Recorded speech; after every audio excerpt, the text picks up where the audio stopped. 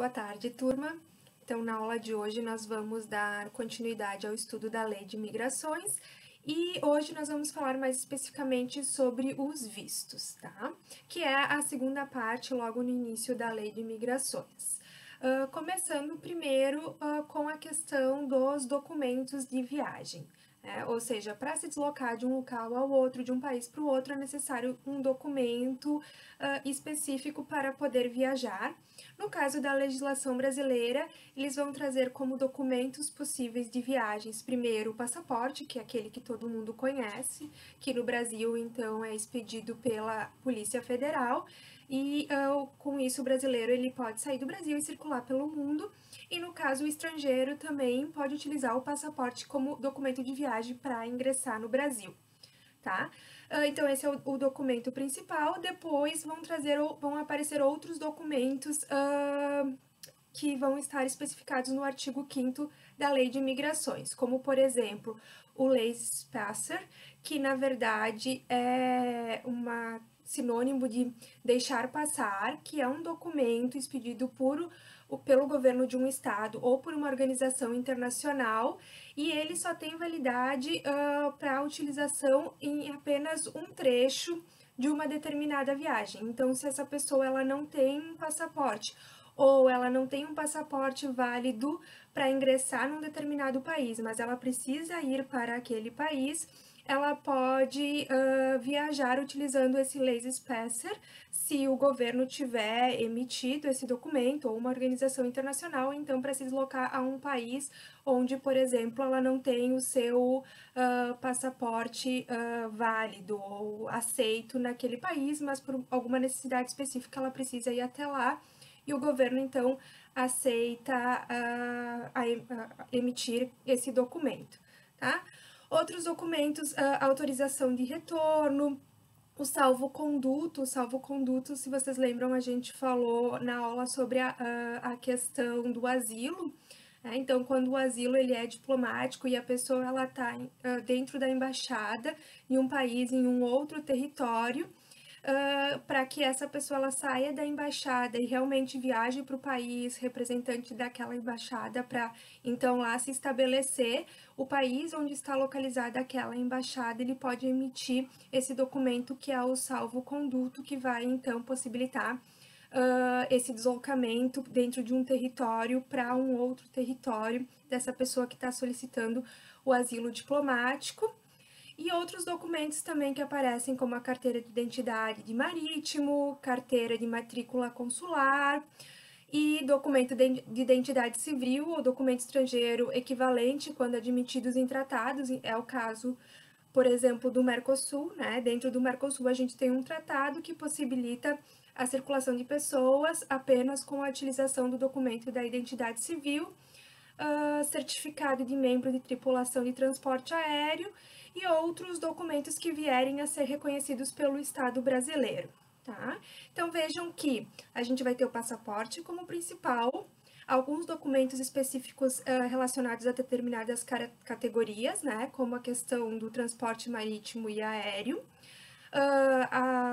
documentos específicos para as pessoas que têm algum tipo de relação diplomática, né, consular, e alguns outros documentos que são emitidos especificamente pelos estados em situações particulares, como é o caso do Leis Passer e do salvo-conduto. Então, esses são os documentos de viagem previstos no artigo 5º. Esse rol do artigo 5º dos documentos de viagem, ele é apenas um rol exemplificativo. Outros documentos, eles podem ser utilizados, né? O próprio inciso 9º diz que se vierem outros regulamentos que reconhecerem a possibilidade de utilização de outros documentos, ou em algum caso específico, o governo brasileiro autorizar, então a gente pode ter sim a utilização de outros documentos, como documentos de viagem. E o que é importante, pessoal, também é que quando esses documentos eles forem emitidos pelo Estado brasileiro, o Estado brasileiro ele tem a propriedade sobre esses documentos. A União tem propriedade sobre esses documentos de viagem e cabe à pessoa, ao particular, o direito de posse e de uso desse documento. Isso significa que a União ela pode confiscar, reter esses documentos a qualquer momento, restringindo então a possibilidade de alguém viajar utilizando esses documentos que são efetivamente de propriedade da União e ela é quem concede então autorização para emissão desses documentos. Falando agora um pouquinho sobre os vistos. O que é o visto? O artigo 6 da Lei de Imigrações, ele vai dizer que o visto ele é um documento que dá ao seu titular expectativa de ingresso em território nacional. Então, ele é como se fosse uma autorização para um estrangeiro ingressar em território brasileiro para desenvolver alguma atividade, seja turismo, seja estudo, seja curso, seja trabalho.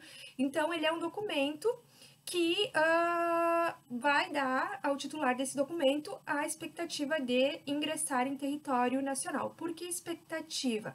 Porque por mais que a pessoa ela tenha encaminhado o pedido de visto, esse visto ele tenha sido aprovado, ainda assim ele só gera uma expectativa de direito. Tá? Isso significa o quê?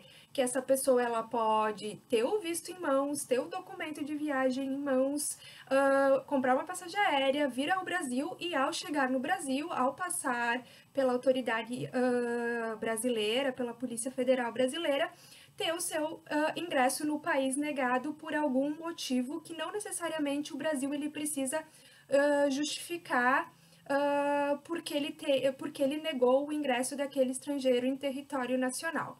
Tá? A questão do ingresso no país, ele é um direito soberano, de autorização ou não de um estrangeiro no país, ele é um direito soberano do Estado e por isso que o visto ele gera apenas uma expectativa de ingresso e não efetivamente a possibilidade de ingressar de qualquer forma em território brasileiro. Certo? Então, o visto, ele é concedido a um estrangeiro que deseja ingressar no território nacional, que deseja vir para o Brasil e ingressar no Brasil, tá? Mas quem vai conceder esse visto para o estrangeiro? O artigo 7º da Lei de Imigrações vai dizer, vai elencar quem são, então, as instituições que podem emitir vistos.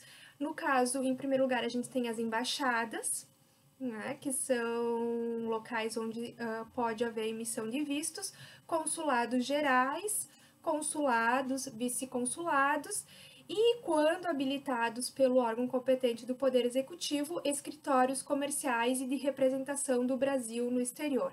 Então, existem alguns locais em que não existem embaixadas, que não existem consulados, e por isso, então, o Brasil ele autoriza alguns escritórios comerciais que façam essa representação do Brasil no exterior e que emitam, então, esses vistos e outros documentos relacionados aos interesses do Brasil. Tranquilo?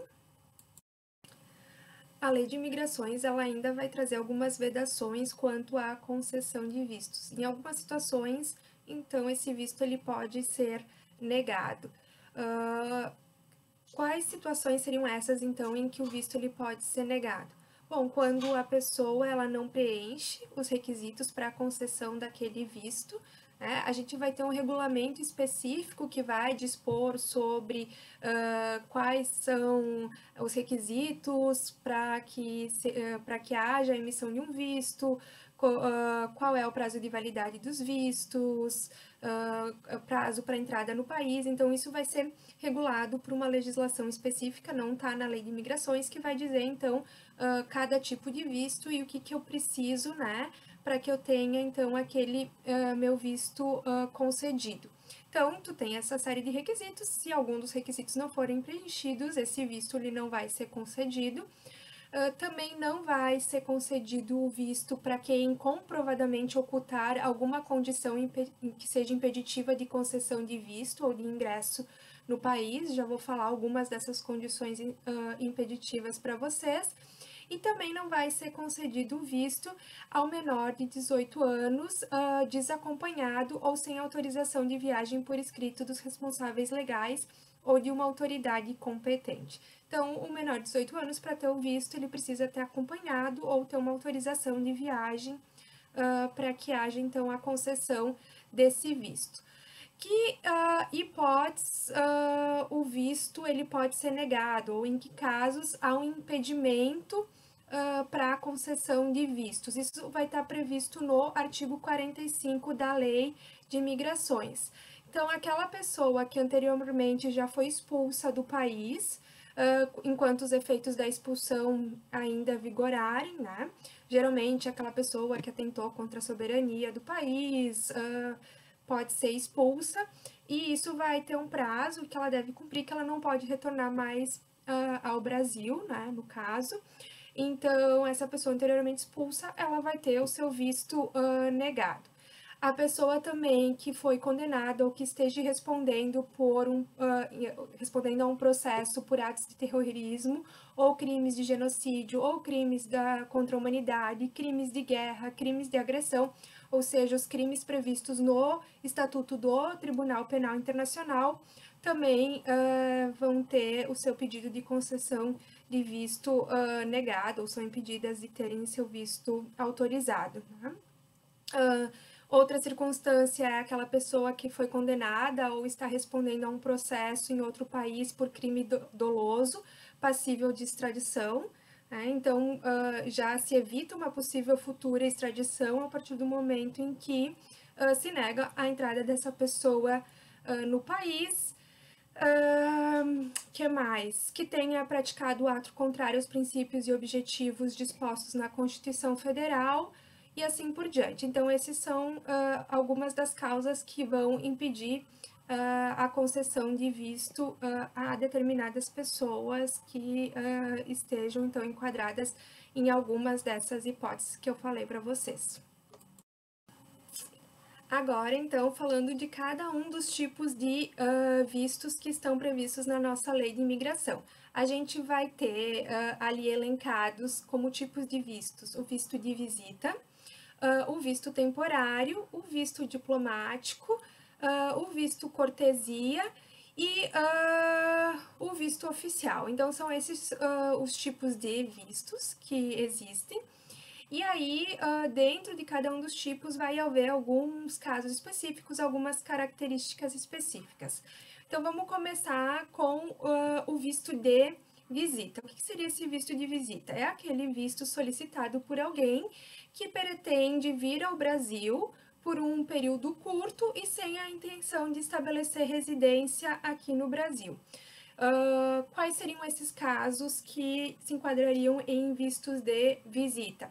Turismo, né? Então a pessoa vem passar férias, vai ficar um mês, vai ficar 15 dias no Brasil, ele vem para o Brasil por uma curta estadia, né? Sem a intenção de estabelecer residência aqui. Então, turismo, negócios, trânsito, né? Então a pessoa ela precisa passar pelo Brasil para chegar em um outro país, também se enquadra como visto de visita. Atividades esportivas, artísticas, né? Então vem participar de uma competição, Olimpíadas, Copa do Mundo, como a gente teve há um tempo atrás, ou outras hipóteses definidas em regulamento. Tá? Então, esses são os tipos de vistos de visita. São vistos que não permitem a pessoa que está vindo para cá com esse visto exercer alguma atividade remunerada. Então, por mais que a pessoa ela venha a desempenhar alguma atividade artística, desportiva, ela não pode ser, por exemplo, contratada por algum clube, receber uma remuneração para desenvolver essa atividade aqui no Brasil. Tá? O que ela pode, e aí sim a lei permite, é receber alguma ajuda de custo ou diárias, por exemplo, se a pessoa ela vem a negócios, ela pode receber algum valor, né, para custear aquela viagem, mas não ser remunerada por uma atividade de caráter profissional. E também a lei ela permite, por exemplo, o recebimento de prêmios em dinheiro. Então, no caso de uma competição, a pessoa ela não vai ser, por exemplo, contratada por um clube, mas se ela vier participar de uma competição desportiva e o prêmio for um prêmio em dinheiro, ela vai poder sim receber esse prêmio, tá? Então, essas são as primeiras observações com relação ao visto de turista, tá? O visto de turista não, o visto de visitas, que entre um dos possíveis casos é o visto de turismo. E esse visto de visita ele não vai ser exigido quando a pessoa precisa fazer escala ou conexão em território nacional, desde que ela não deixe a área do aeroporto. Então, uma pessoa que, por exemplo, está saindo da Europa e quer ir para a Argentina, mas ela faz escala, conexão no aeroporto brasileiro, ela não vai precisar de um visto de visita, desde que ela não saia, então, dessa área do aeroporto. Com relação à validade do visto, é importante a gente diferenciar a questão do prazo de validade do visto com o prazo de estadia. Uma coisa é a validade desse visto, então por quanto tempo esse visto é válido, e depois outra questão é o prazo que essa pessoa ela pode ficar no país, tá? Então, os vistos de visitas, eles têm validade de 1 ano. Então, eu posso, uma vez que eu tenho esse visto concedido, eu tenho 1 ano que eu posso utilizar ele, inclusive com múltiplas entradas. Eu posso vir para o Brasil e sair do Brasil várias vezes dentro desse prazo de 1 ano do meu visto, tá? O que é diferente do prazo de estadia. O prazo de estadia do visto de visitas é 90 dias. Então, por exemplo, uma pessoa, ela vem a turismo para o Brasil, o visto dela tem um prazo de 1 ano. Então, dentro de 1 ano, ela pode vir para o Brasil, mas quando ela ingressar no Brasil, ela só vai poder ficar, então, 90 dias aqui em território nacional. Isso pode ser prorrogado pela Polícia Federal, a pessoa vai requerer, isso pode ser prorrogado por mais 90 dias, mas nunca vai exceder 180 dias esse visto de visitas, certo? Depois nós temos o visto temporário, e aí sim, o visto temporário ele se difere do visto de visita, porque a pessoa ela vem para o país com o intuito de estabelecer residência aqui, claro que por um tempo determinado, certo? Então, o visto temporário é um visto em que a pessoa ela pretende ficar aqui no país e se estabelecer aqui no país por um determinado período de tempo, e aí os casos, as hipóteses, elas são bem mais numerosas do que, por exemplo, o visto de visita. Então, eu vou falar quais são essas hipóteses e a principal característica de cada uma delas.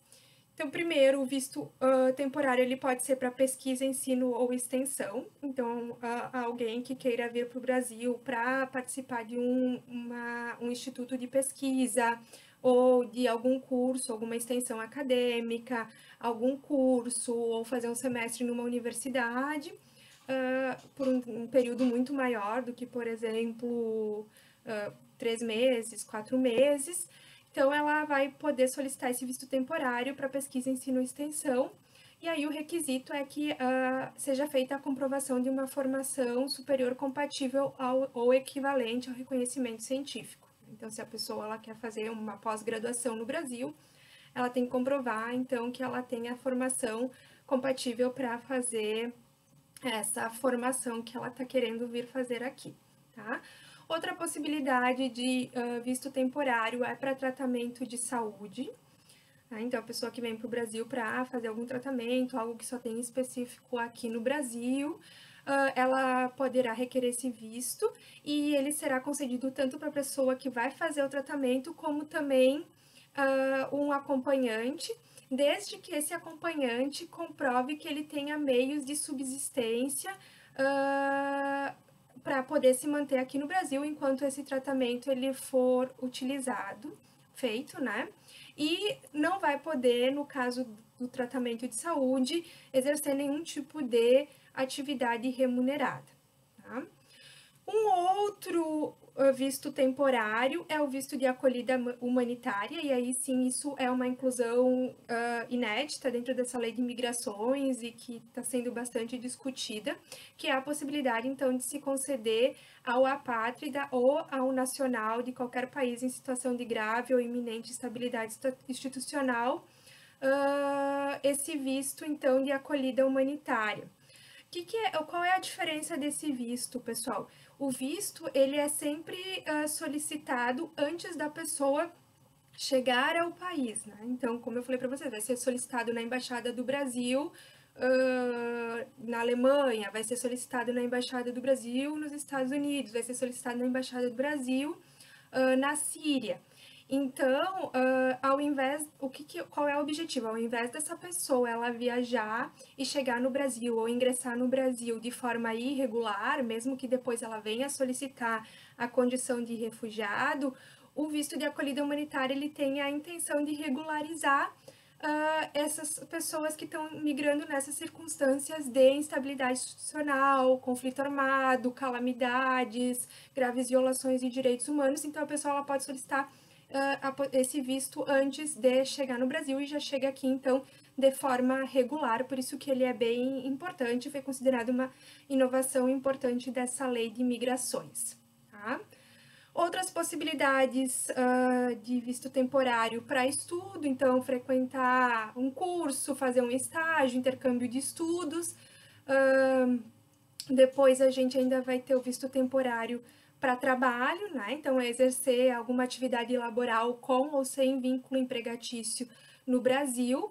E aí é preciso fazer um parênteses com relação ao visto de trabalho, porque depois, como eu falei para vocês, a gente tem um decreto que regulamenta a lei de imigrações, e esse decreto, ele de certa forma, ele vai restringir um pouco a possibilidade de concessão de vistos para trabalho, tá?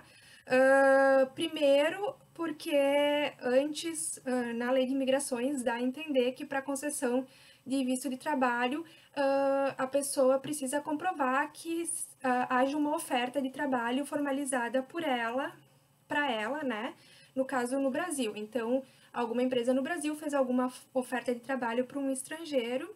Com essa oferta de trabalho, ela pode, perante alguma autoridade consular, embaixada, solicitar o visto, então, de trabalho, o visto temporário de trabalho para vir ao Brasil.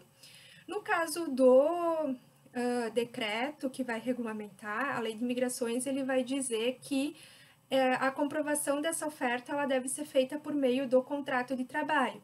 E aí é um problema, né, pessoal, porque dificilmente tu vai ter um contrato de trabalho antes de chegar aqui no Brasil, ou uma empresa vai fazer um contrato de trabalho com alguém, de certa forma, à distância, né? Então, isso restringiu um pouco a possibilidade de concessão de visto e para exercício de atividade laboral.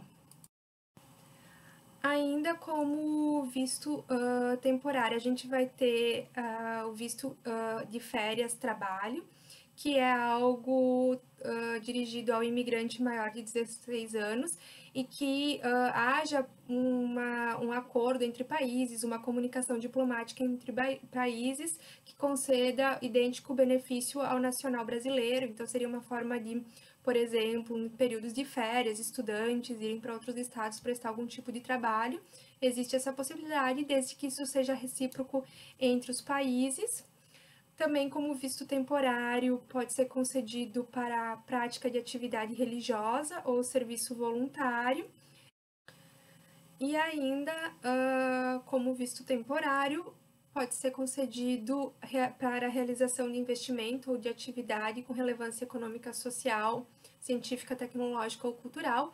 Então, alguém que queira investir no Brasil, né, aportar recursos em algum projeto que tenha um potencial de gerar emprego e renda no país. Então, se essa pessoa ela precisa vir para cá, ficar um tempo aqui para realizar esse investimento, pode ser concedido o visto temporário.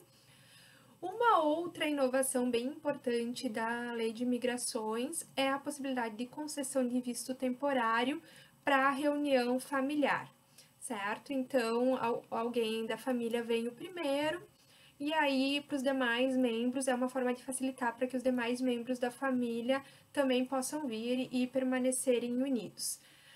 Para complementar a possibilidade de concessão de visto para reunião familiar, a lei de imigrações ela vai trazer algumas hipóteses em que isso pode ser concedido. Então, em que casos será concedido um visto para fins de reunião familiar? Quando se trata de cônjuge ou companheiro, né? Filho de brasileiro ou de imigrante beneficiário de autorização de residência. Quem tenha filho brasileiro também, né? Então ele vai ter o visto concedido para vir e reunir a família, né? Quem tenha um filho imigrante beneficiário de autorização de residência, então, por exemplo, o filho de alguém já veio aqui para o Brasil, tem autorização da União, do Estado brasileiro para permanecer aqui, para residir aqui, então os pais podem vir também para a reunião familiar, né? Ascendente até o 2º grau e descendente até o 2º grau de brasileiro ou imigrante beneficiário de autorização de residência. Quem tenha irmão, né, brasileiro ou imigrante também beneficiário de autorização de residência, ou quem tenha brasileiro sob sua tutela, curatela ou guarda, né? Então, alguém que seja pai, mãe ou tenha sob a sua guarda um filho brasileiro também pode vir, vai ter autorização de visto temporário por motivo de reunião familiar, certo? E por fim, a última possibilidade de visto temporário é para realização de atividades artísticas ou desportivas com contrato por prazo determinado. Então, alguém que foi contratado, por exemplo, como eu falei para vocês, por um clube, para jogar por um clube de futebol pelo período de 1 ano, vai ter, então, a possibilidade de concessão de visto temporário, certo? E aí, pessoal, com relação aos prazos, né? Como eu falei para vocês, uma coisa é a validade, outra coisa é o período em que essa pessoa ela vai poder ficar aqui. Então, a validade do visto temporário, ela também é de 1 ano. Então, dentro de 1 ano, essa pessoa ela pode vir ao Brasil e múltiplas vezes, inclusive, né? Mas depois vai ser concedida autorização de residência e o período que ela vai poder ficar aqui no Brasil, certo? Via de regra, o prazo inicial de estadia é igual o prazo de validade do visto, então de 1 ano, mas geralmente a autorização de residência ela é concedida também conforme o período em que a pessoa ela precisa ficar no país. Então, vai fazer um curso, dependendo da duração do curso, vai ter um contrato de trabalho por tempo determinado, vai ser o prazo daquele contrato de trabalho por tempo determinado, correto? Por fim, nós vamos ter ainda os vistos diplomático e oficial, que são aqueles vistos concedidos, então, a autoridades e funcionários estrangeiros que vêm ao Brasil, viajam ao Brasil em missão oficial de caráter transitório ou permanente, representando um Estado estrangeiro ou algum organismo internacional reconhecido, certo? Então, um diplomata, um ministro, são essas pessoas que podem ter concedido esses vistos diplomáticos e oficiais, e esse visto ele também pode ser estendido aos dependentes das autoridades referidas, então pode ser um ministro das relações exteriores e a sua esposa ou seus filhos, certo? Então, ele é um visto que tem esse caráter de visita ou viagem oficial, certo? Com relação a essas pessoas que têm esses vistos concedidos e vêm representando então, um outro estado ou uma organização internacional, elas não podem ser remuneradas de nenhuma forma pelo Estado brasileiro, não se submetem à legislação trabalhista brasileira, eles devem ser remunerados ou pelo seu estado de origem ou pela organização internacional.